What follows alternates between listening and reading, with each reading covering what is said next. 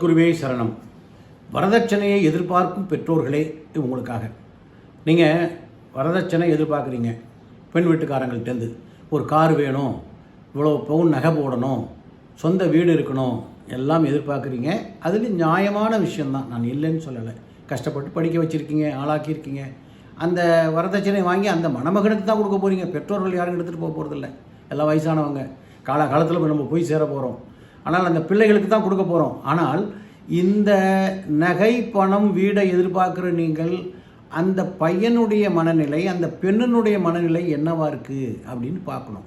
நீங்கள் இதை பார்த்துக்கிட்டு காலம் போக போக ஒரே ஜாதியில் சில பிரிவுகள் இருக்கணும்னு எதிர்பார்க்குறீங்க.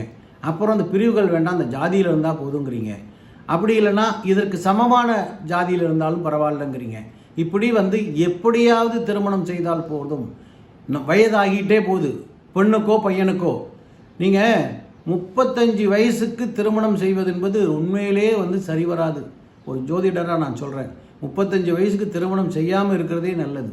ஏனென்றால் அவர்களுடைய வீரியம், அந்த சக்தி எல்லாமே அந்த 30 வயது வரை சிறப்பாக இருக்கும். ஆணுக்கு 30 வயது, பெண்ணுக்கு 25 வயசு, அற்புதமான வயது. அந்த நேரத்தில் திருமணம் பண்ணோம்.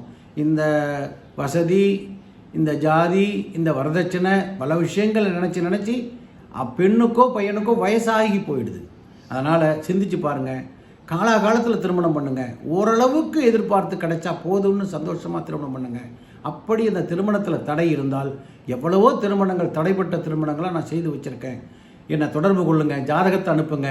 அதில் உள்ள விஷயங்களை நான் சரிபார்த்து பரிகாரம் சொல்கிறேன். அதை செய்து உங்கள் பொண்ணுக்கோ பையனுக்கோ விரைவில் திருமணம் பண்ணுங்கள். இது நல்ல நேரம் உங்களுக்கு வந்துடுச்சுன்னு அர்த்தம். சரிங்களா? வாழ்த்துக்கள், வணக்கம்.